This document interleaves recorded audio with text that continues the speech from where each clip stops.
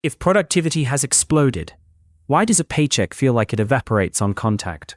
You get paid and within days it's rent, groceries, the insurance auto-draft, the minimum payment due, and 3 separate emails telling you a free trial just turned into a charge. Most people think the whole story is inflation, like prices rose, and that's the end of it. The reality is more specific. We built a system where a salary flows through a growing stack of automatic costs and tolls before you ever get to feel in control. Once you see the pipes, the confusion starts to make sense. Picture a typical worker who finally gets a raise, maybe the biggest one they've ever gotten.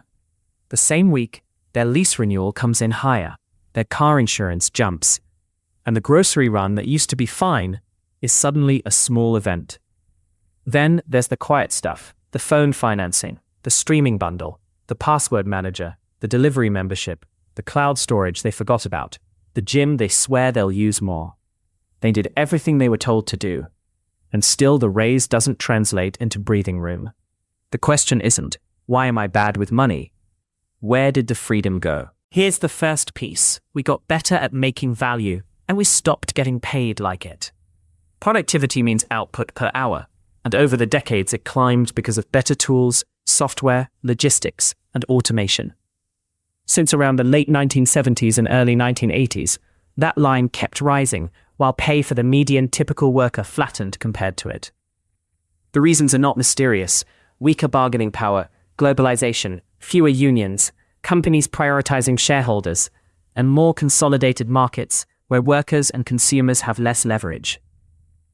Pattern interrupt. If your work produces more per hour, but your pay doesn't track it, someone else is collecting the difference. Now, layer in the second piece, asset prices, especially housing.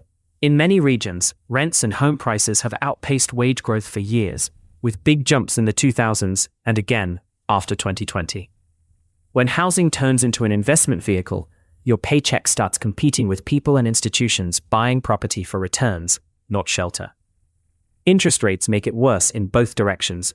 Low rates can push prices up, and high rates push monthly payments up even if the sticker price cools. So even when you earn more, the biggest line item in your budget moves faster. Then come the essentials that got expensive in a different way: healthcare, education, childcare, and transportation. A single medical bill can feel like a random number generator because the price is filtered through insurance rules, billing codes, and networks you don't control. Education became a gate you pay to walk through, and the payment often follows you for years. Cars got safer and more advanced, but prices and loan terms stretched, and insurance can jump without asking permission. None of this feels optional, because opting out has real career and life penalties. Next is the layer that didn't exist the same way before: automatic expenses. We used to buy things. Now we rent access, and the meter runs in the background. Subscriptions spread from movies and music to software, storage, meal kits, delivery perks, even heated seats in some cars. Auto-renew is financial gravity. Once a bill is set to pull money without friction, it stays in orbit, and every platform in the middle takes a cut. So your money doesn't just buy the thing, it pays the toll booth on the way to the thing. That toll booth feeling gets sharper in the paper cuts economy.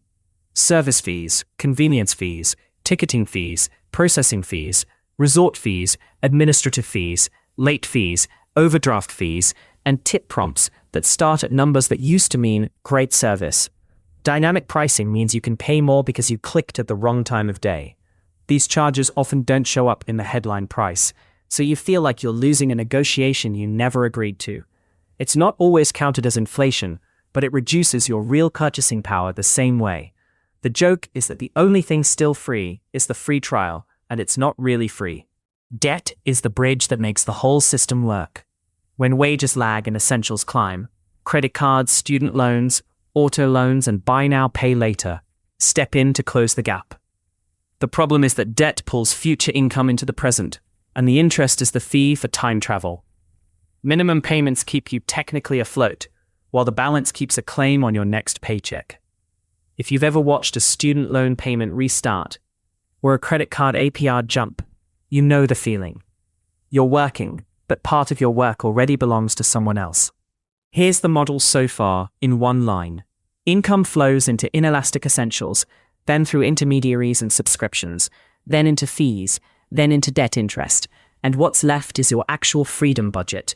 That is why raises can feel weirdly small, because they land at the top of a pipeline that already has more outlets than it used to. The misunderstanding matters because it turns a structural problem into a personal shame story. This isn't about being lazy or irresponsible. It's about where the gains go and how the costs are designed to be hard to avoid. Once you stop treating it like a moral failure, you can start treating it like a system to map. The most practical lever is attention, because the system wins when costs stay invisible. If you want a short list to look at, start with the big anchors first. Housing and transportation choices, because they set the monthly floor. Then audit the default on stuff. Negotiate recurring bills when you can. And treat fees like prices you're allowed to compare, not taxes from the universe. Build a small buffer so one surprise bill doesn't force high-interest debt. And be cautious about financing everyday life, because it turns wants into obligations.